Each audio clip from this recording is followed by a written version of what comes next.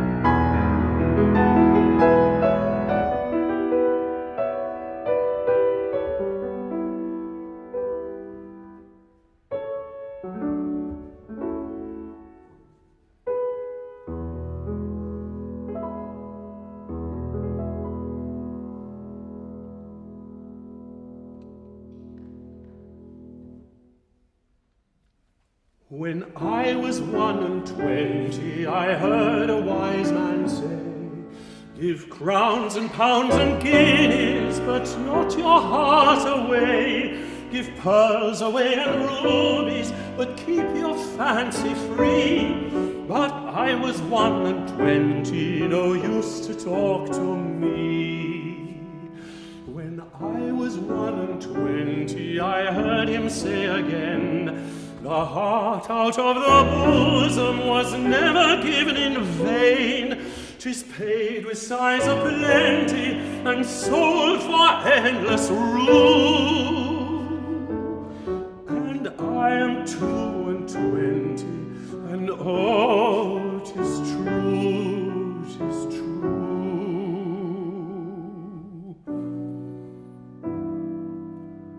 'Tis true.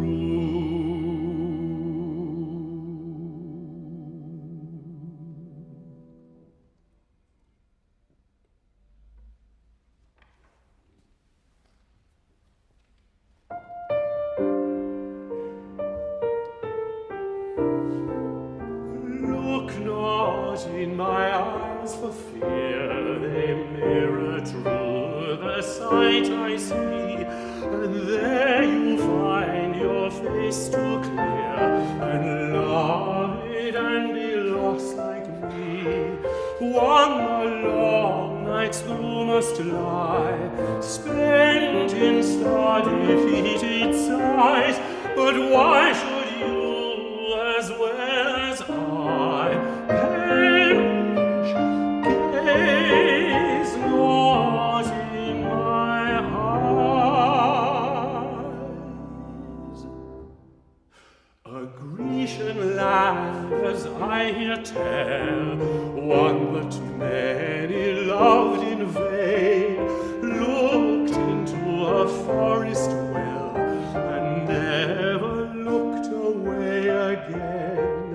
There when the turf in springtime flowers, with downward eye and gaze is sad, stands amidst the glancing showers a jonquil, not a Grecian lad.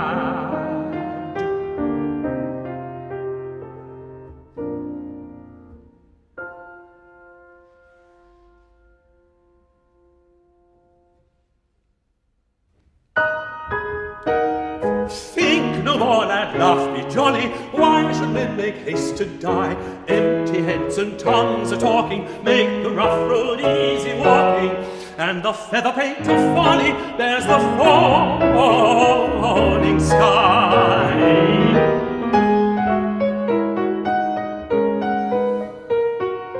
Oh, 'tis jesting, dancing, drinking spins the heavy world around. If young hearts were not so clever, oh, they would be young forever. Think no more, 'tis only thinking lays lads underground. Think no more, and laugh, be jolly, why should men make haste to die? Empty heads and tongues are talking make the rough road easy walking, and the feather paint of folly there's the falling sky.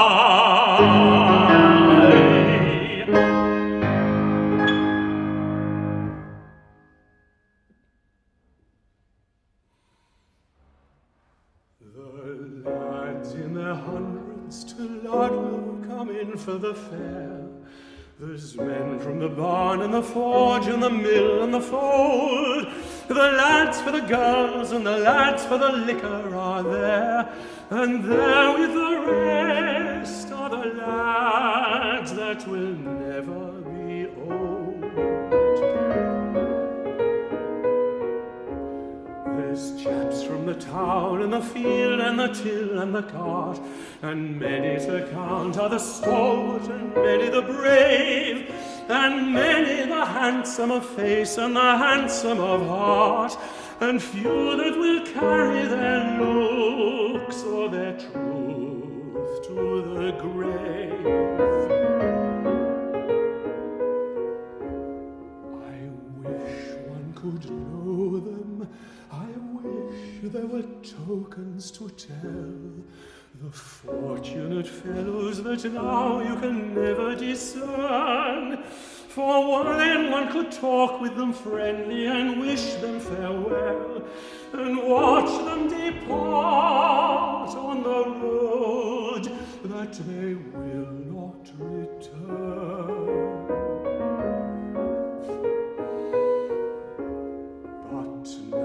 you may stare as you like, and there's nothing to scan. And brushing your elbow and guessed at and not to be told, they carry back bright to the coiner the mintage of man, the lads that will die in their glory and never be old.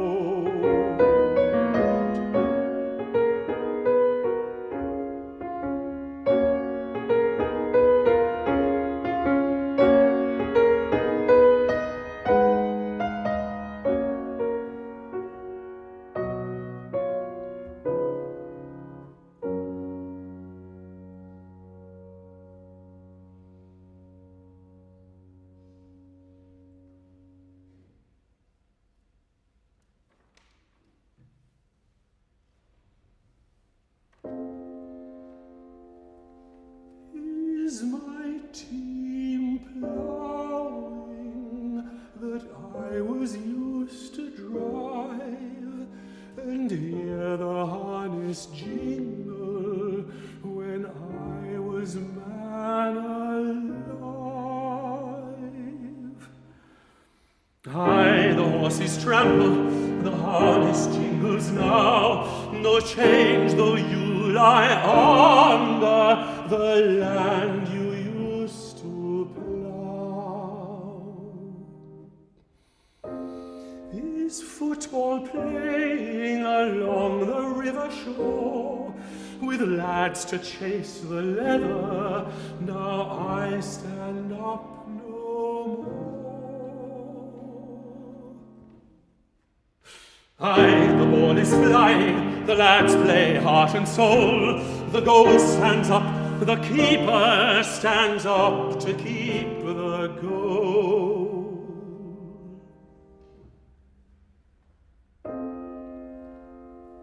Is my girl happy that I thought hard to leave? And as she tired of weeping, as she lies down at eve, aye, she lies down lightly, she lies not down to weep. Your girl is well contented, be still, my lad, and sleep.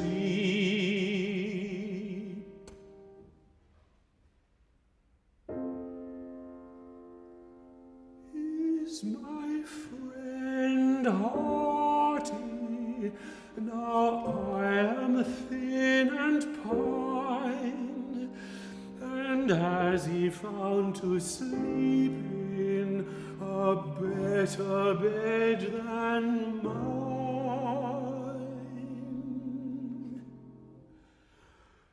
Yes, lad, I lie easy, I lie as lads would choose.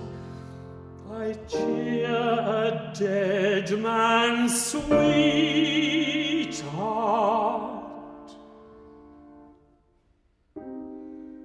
Never ask me whose.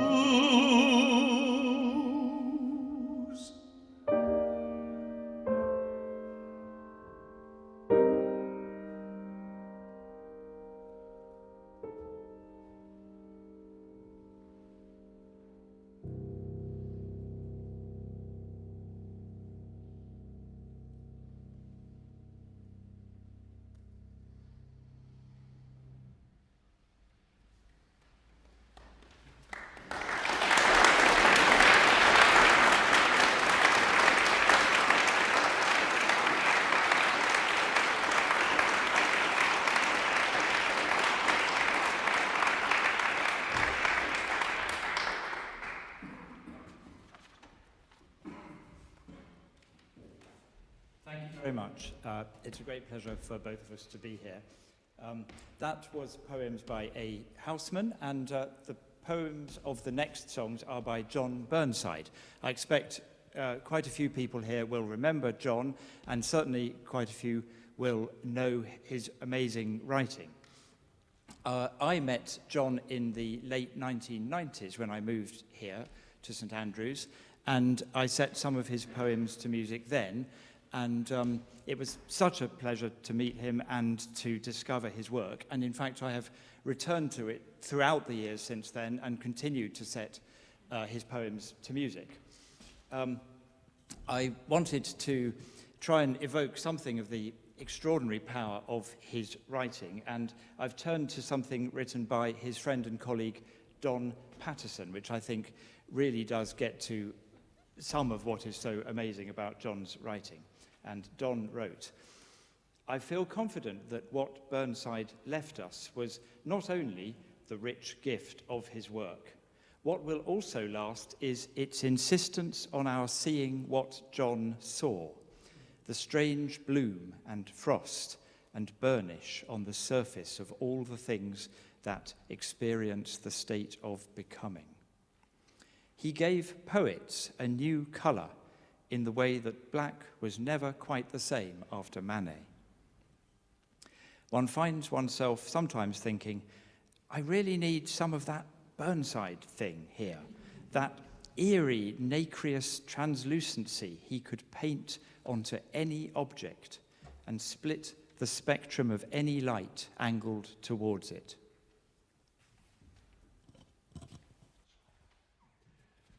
So we're going to perform two settings of John's poems, set to music by this wonderful man here. And we'd like to follow that immediately with the next three pieces. So if you can bear to reserve your applause until after Rebecca Clarke's Sealman, that would be wonderful. So I'll just say a word about art and Julian Marshall's setting of Gertrud Kolmar. Gertrud Kolmar was a poet and writer writing in Germany in the 1930s. She was a Jewish writer and she perished in Auschwitz. And a collection of her writing has been made in translation into English by two remarkable people called Philipp Kuhn and Ruth von Zimmermann. And both of these people have made astonishing translations of her work. And Julian has become, I dare say, obsessed a little with her work, and I think he's created amazing works, of which this is one. Briefly, the poem pictures an artist standing at an exhibition of her own work and listening to people failing to understand it.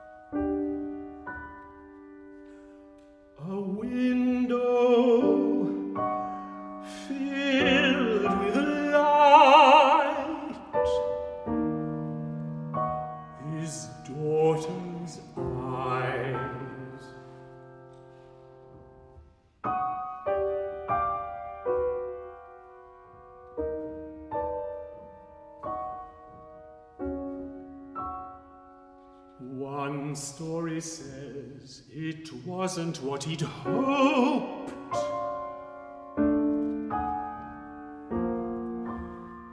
And later, in the house he'd thought so clean and spacious,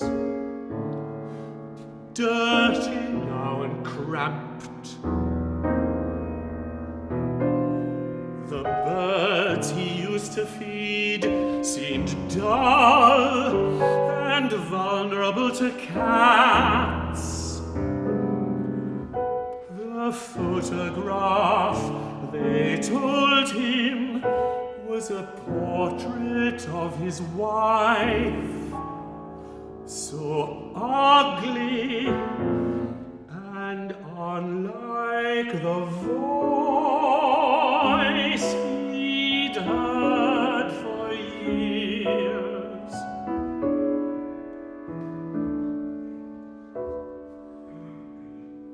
It seemed the cruelest of deceits.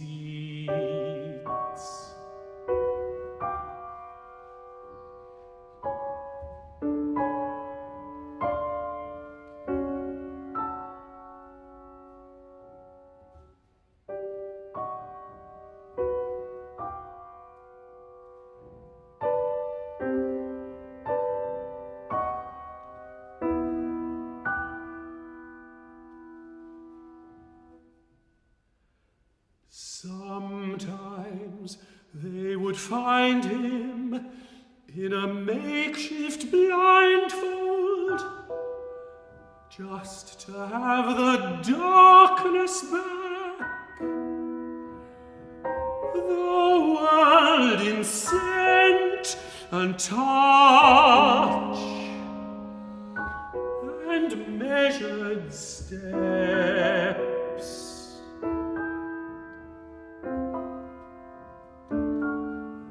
A theatre of black to match the black he loved inside his head.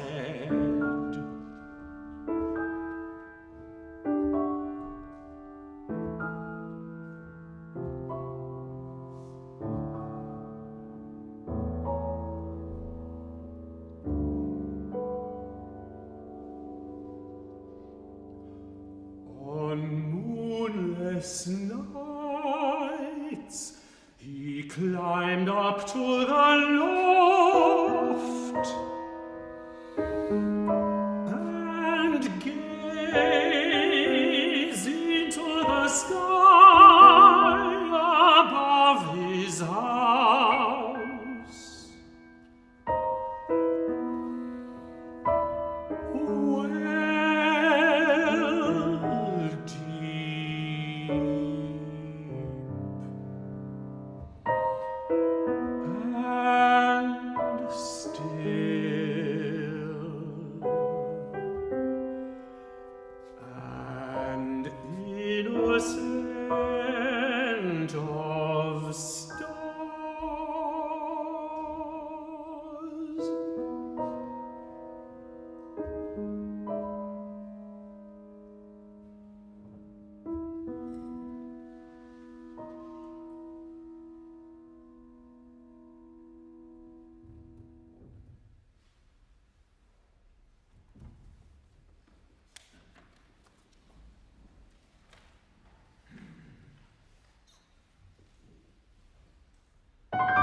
I heard something out by the gate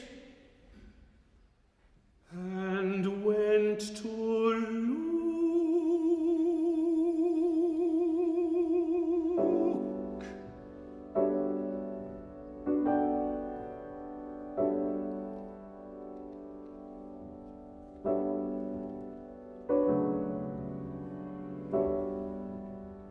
Dead of night, new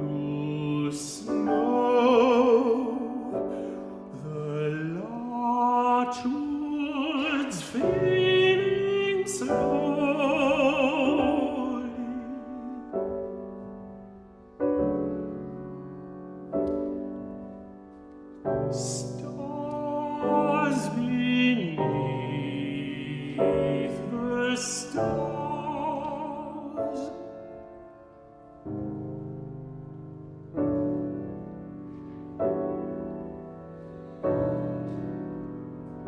A single cry it was, or so it seemed, though nothing I had recognized as native.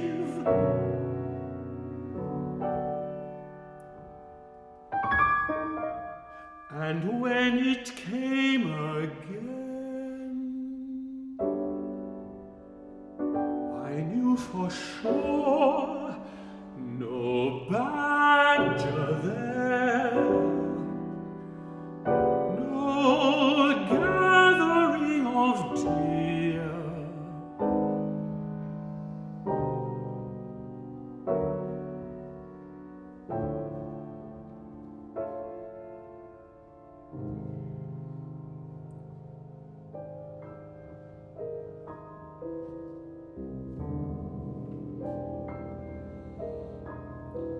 Forgive me if I choose not to believe the snow would fall like this. Were I not here to see it, there might be snow, of course, but not like this. No hush between the fence line and the trees, no sense of something other close at hand. My dwindling torch beam flickering between a passing indigo and looks eternal.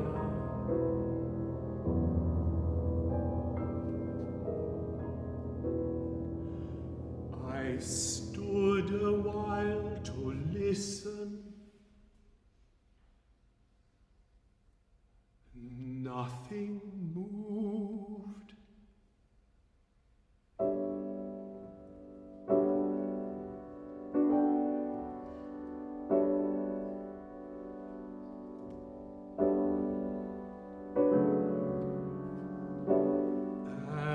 And walked back to the house.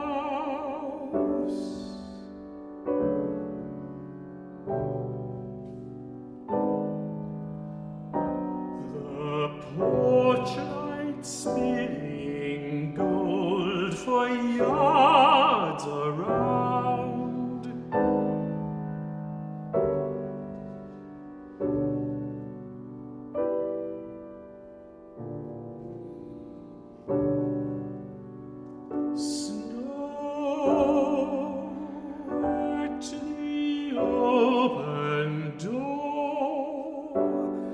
And then again, that far cry in the dark behind my back, and deep in the well of my throat, as I live and breathe.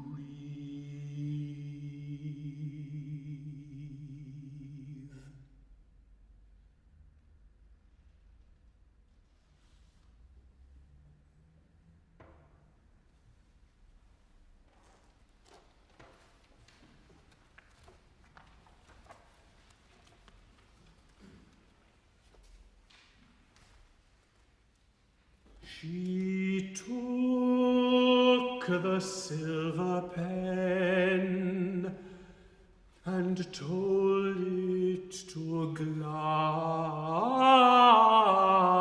glide,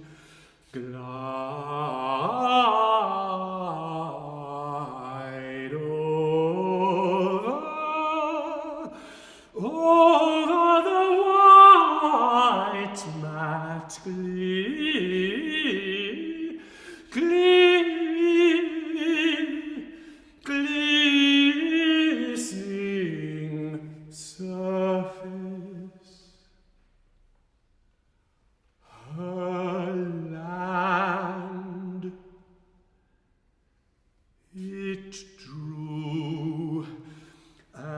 created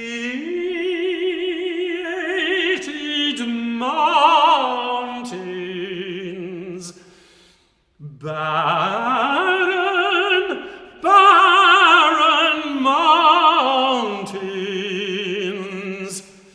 naked, stony-edged summit brows, musing over wasteland.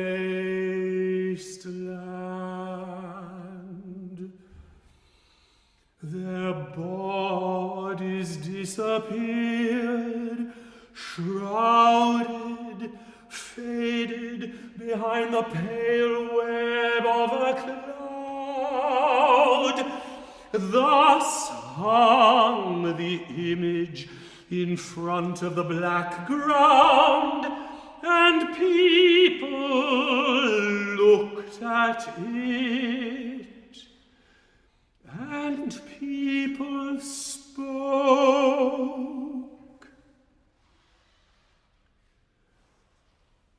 Where is smell? Where is juice? Saturated shimmer, shimmer, shimmer. Where is the strutting, powerfully leaping green of the plains, and the cliffs brown burnt red, or its dead grey darkening? No peering falcon hovers, no shepherd's flutes here. The beautifully curved horns of wild goats never boast in milder evening blue. Colorless, without essence, is this without voice? It does not speak to us. Let's go.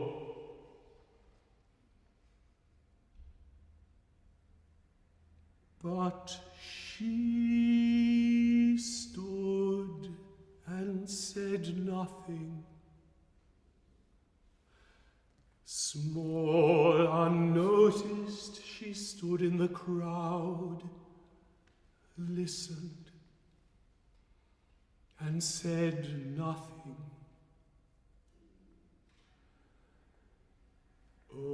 Only her shoulder flinched, her look slaked in tears,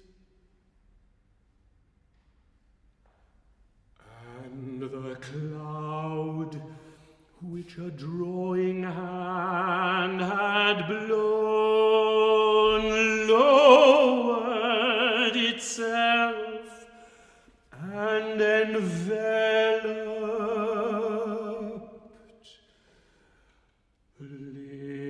lifted and carried her up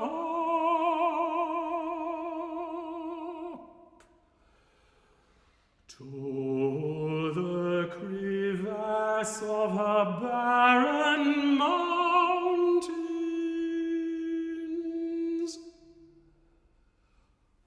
A waiting one, for whom two golden green basilisks plaited the diadem.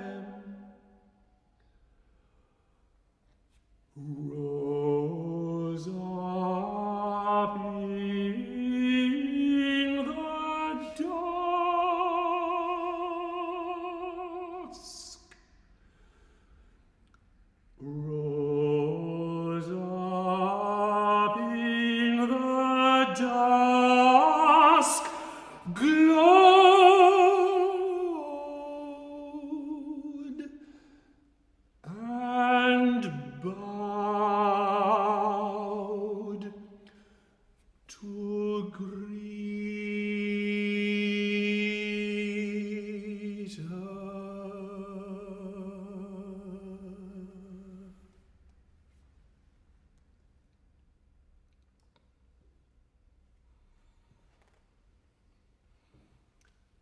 Down by the Salley gardens, my love and I did meet.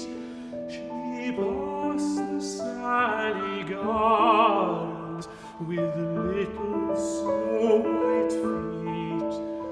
She bid me take love easy as the leaves grow on the tree.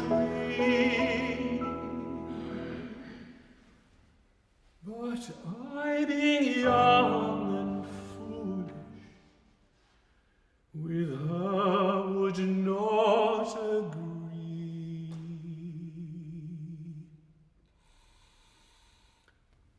In a field by the river, my love and I did stand, and on my leaning shoulder she laid her snow white hand. She bid me take life easy as the grass grows on the wheels.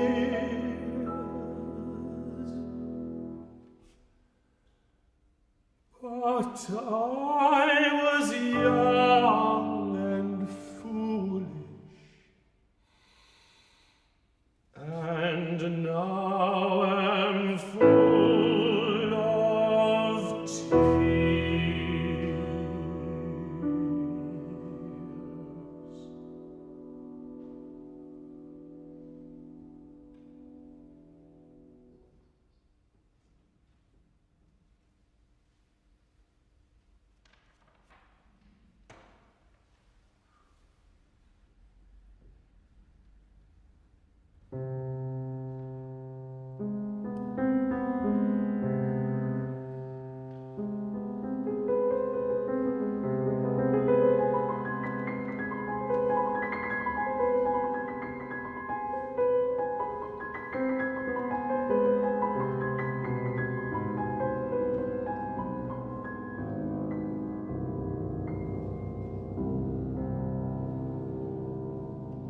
And he came by her cabin to the west of the road, calling.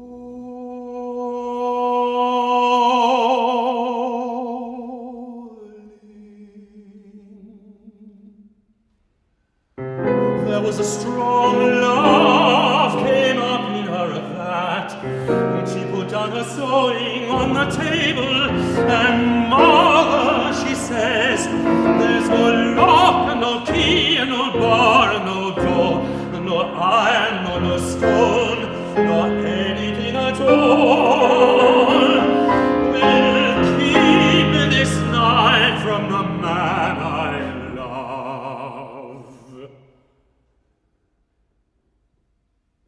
And she went out into the moonlight to him.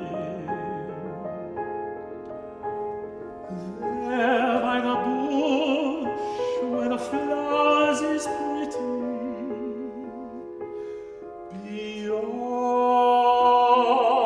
beyond the river.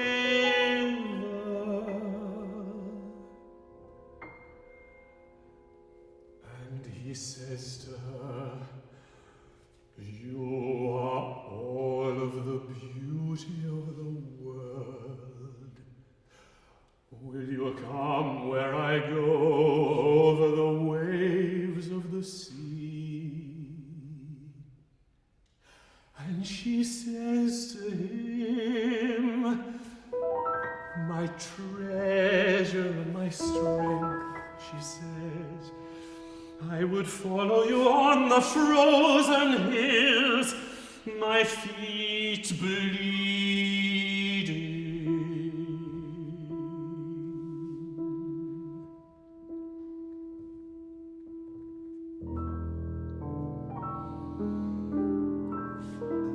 And they went down into the sea together, and the moon made a track on the sea,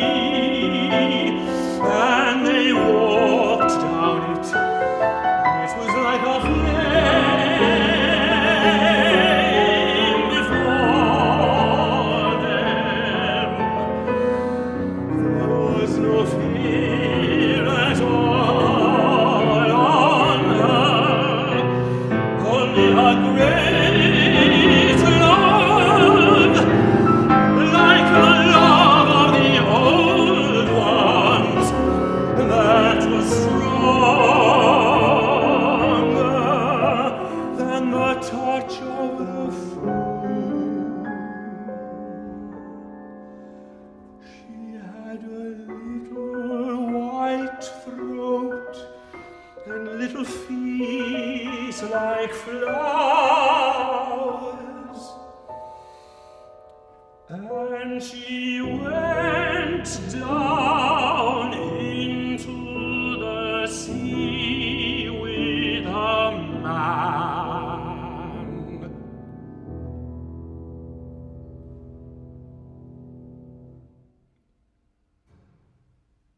who wasn't a man at all.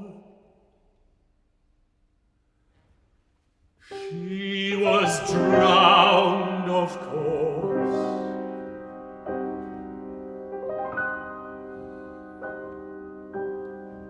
It's like he never thought that she wouldn't bear the sea like himself. She was drowned.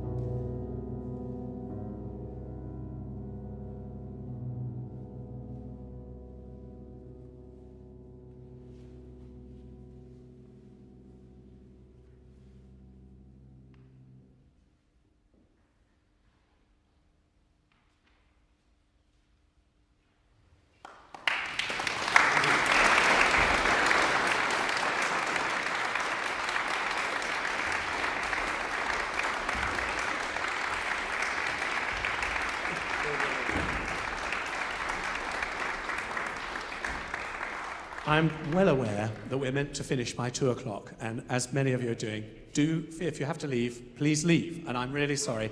La bonne chanson lasts about 20 minutes, all of it. So it is a joy and a delight to be able to sing La bonne chanson. It is a piano concerto, really. The voice just has a few pretty tunes on top. And the poetry is, I'm very used to singing Winterreise und die schöne Müllerin, where one is wretched and under the burden of great misery. And La bonne chanson is happy from beginning to end. It has many images, poetry of Verlaine, Paul Verlaine, and it has many images from the past, from ancient medieval time, and from nature, and all sorts of things, all of which go to show how wonderful it is to be in love.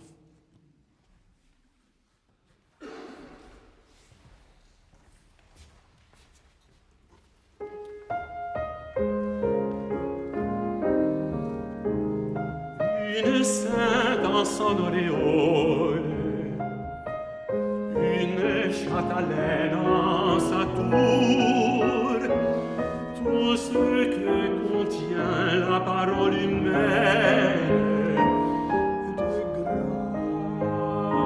grâce et d'amour.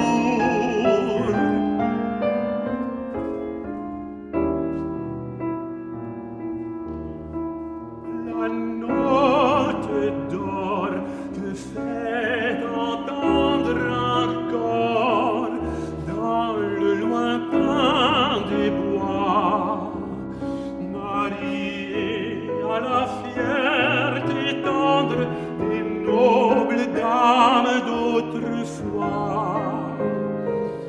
Avec cela, le charme insigne d'un frais sourire triomphant.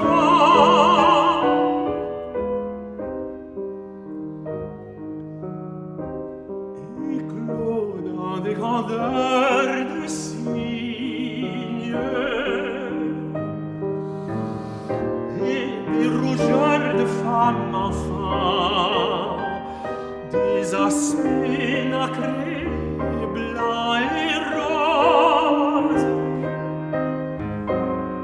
en doux accords patriciens.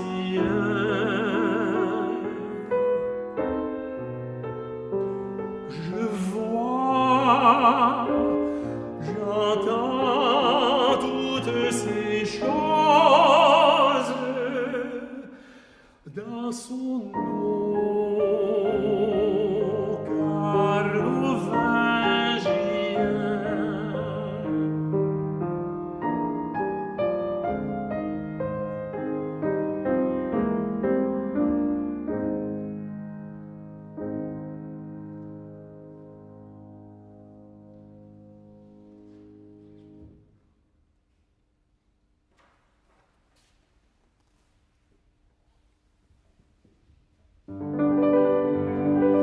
Puisque l'aube grandit, puisque voici l'aurore, puisqu'après m'avoir fui longtemps, l'espoir veut bien revoler devers moi qui l'appelle et l'implore. Puisque tout ce bonheur veut bien être le mien, je veux guider par vous aux yeux aux flammes douces, par toi conduit aux mains où tremblera ma main, marcher droit, que ce soit par des sentiers de mousse, ou que rocs et cailloux m'encombrent le chemin.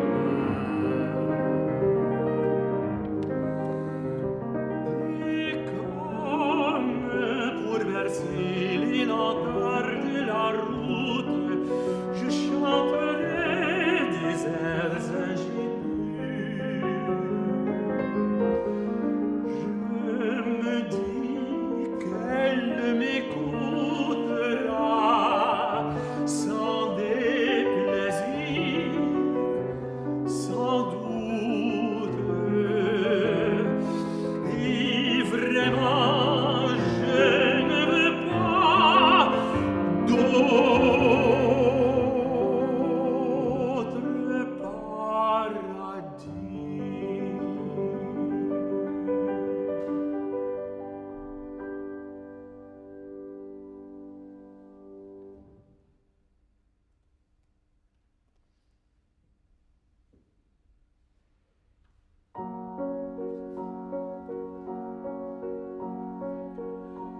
La lune blanche, lui dans les bois,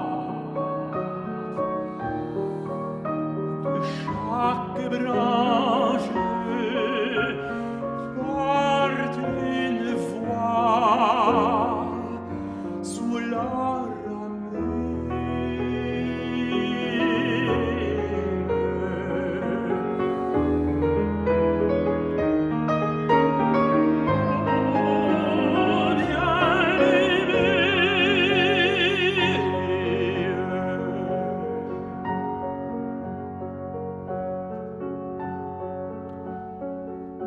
les temps reflètent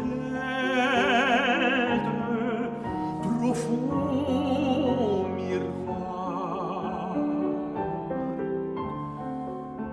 la silhouette du sol noir où le vent pleure.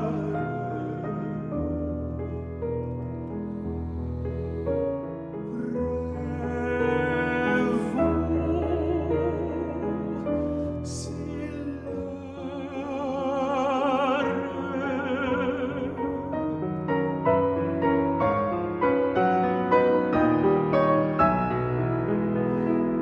Un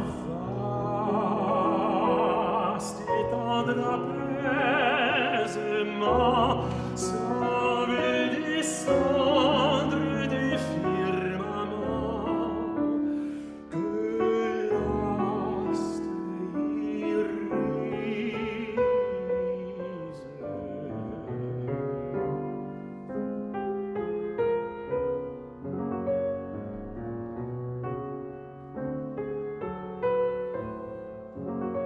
C'est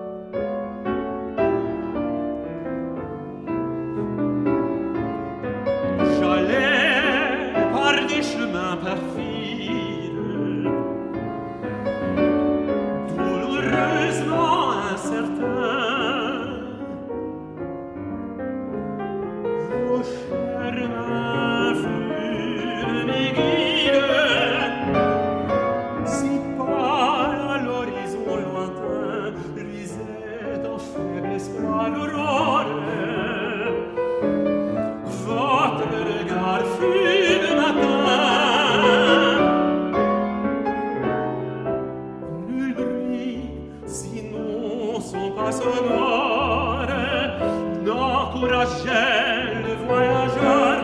Votre voix me dit, marche encore.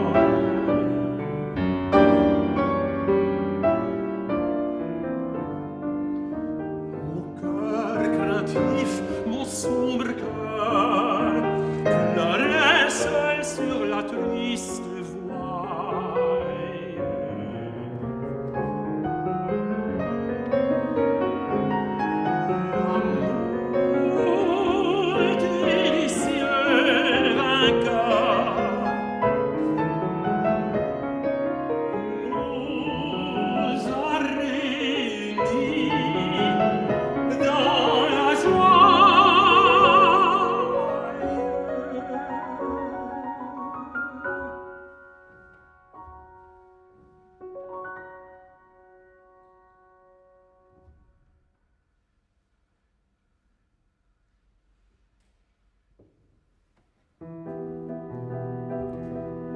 J'ai presque peur en vérité, tant je sens ma vie enlacée, la radieuse pensée qui m'a pris l'âme l'autre été. Dans votre image à jamais chère, habite dans ce cœur tout à vous, ce cœur uniquement jaloux de vous aimer et de vous plaire. Et je tremble, pardonnez-moi d'aussi franchement vous le dire,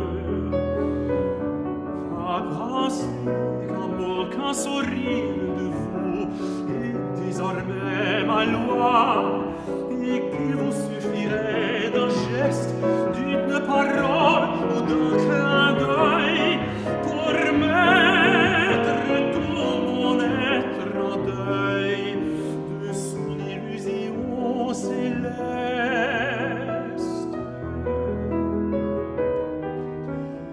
Mais plutôt je ne veux vous voir, l'avenir dût-il m'être sombre et fécond en peine sans nombre, qu'à travers un immense espoir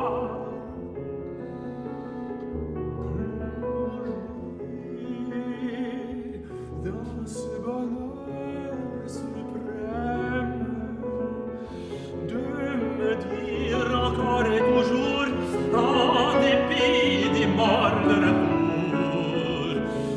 que je vous aime,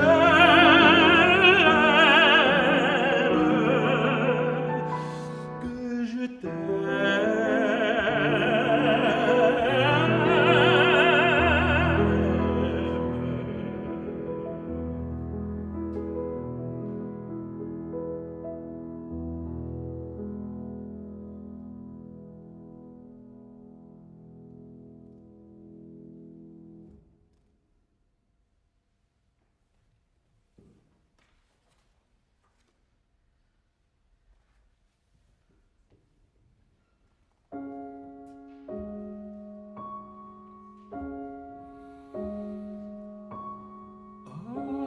avant que tu ne t'en ailles à l'étoile du matin,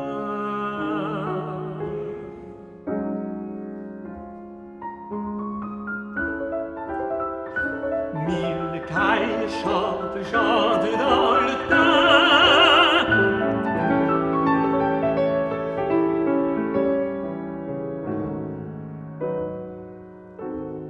Tourne devers le poète dont les yeux sont pleins d'amour.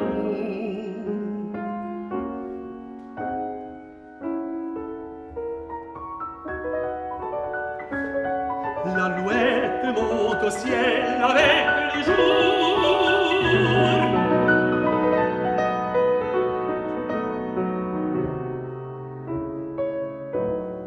Tourne regard que noie l'aurore dans son azur.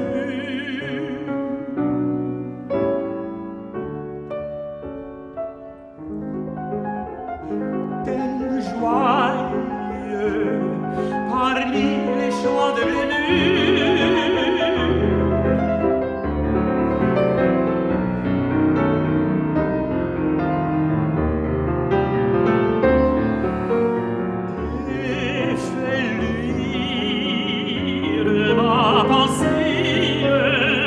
Là-bas, bien loin, oh, bien loin, la rosée gaiement brille sur le flanc.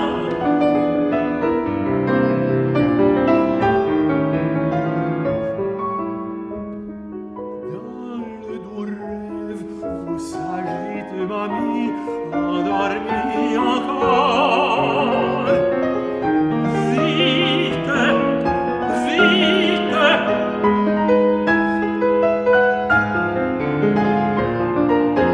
car voici le soleil dort.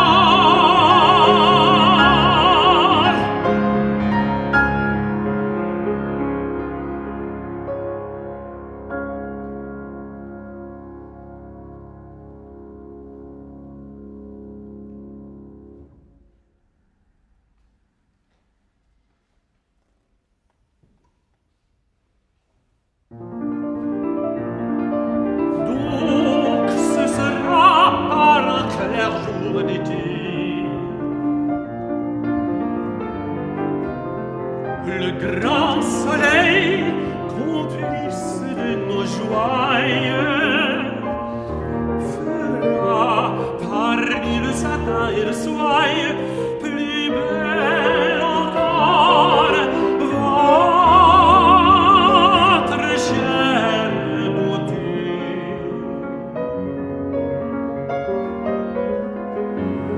Le ciel tout bleu comme une haute tente frissonnera son Dieu. Allons plis sur nos deux fronts courons pâlis l'émotion du bonheur et l'attente.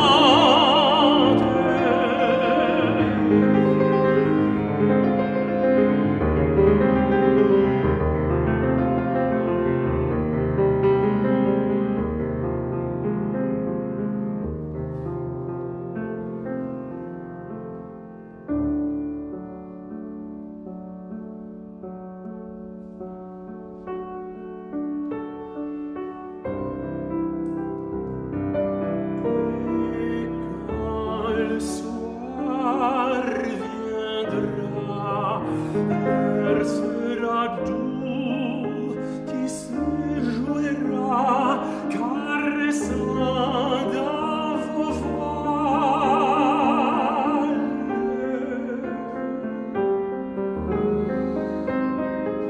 Et les regards paisibles des étoiles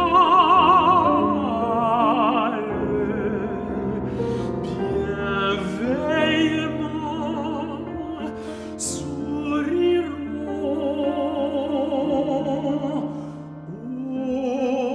aux époux.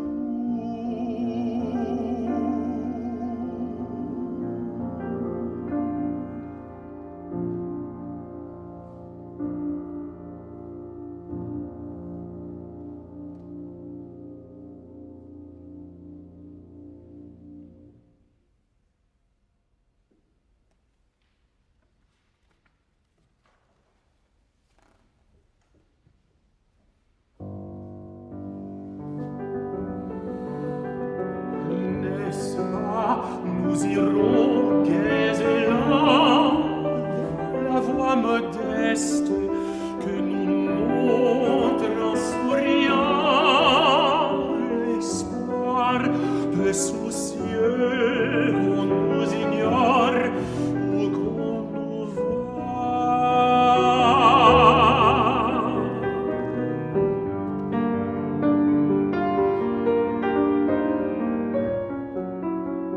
Isolé dans l'amour,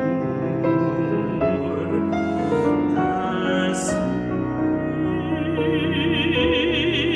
qu'un envoi noir,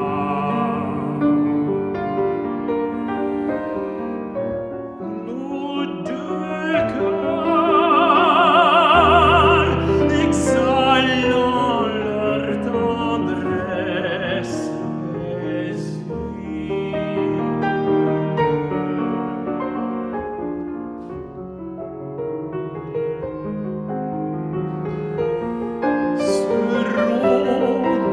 rossignol qui chante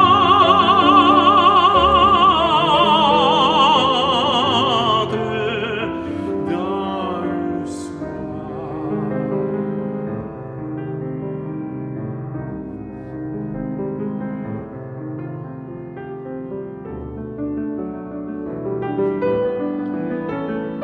Sans nous préoccuper de ce que nous destine le sort, nous marcherons pourtant du même pas. Et la main dans la main, avec l'âme enfantine de ceux qui s'aiment sans mélange.